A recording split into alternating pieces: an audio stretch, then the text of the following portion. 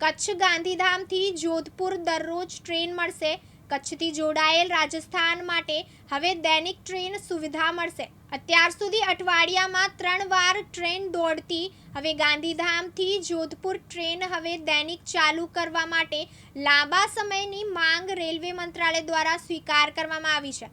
આ ટ્રેન ગાંધીધામથી રાત્રે 11:55 વાગે રવાના થશે અને સવારે 9:30 વાગે જોધપુર પહોંચશે અને જોધપુરથી રાત્રે 8:50 વાગે રવાના થશે અને સવારે 6:50 વાગે ગાંધીધામ પહોંચશે.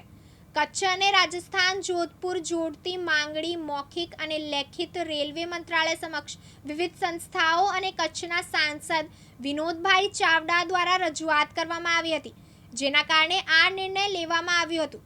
કચ્છવાસીઓ માટે આનંદની વાત છે. જયશ્રી મહેતા સાથે લતીફ ખલીફા, દિવ્યાંગ ન્યૂઝ, ગાંધીધામ, કચ્છ.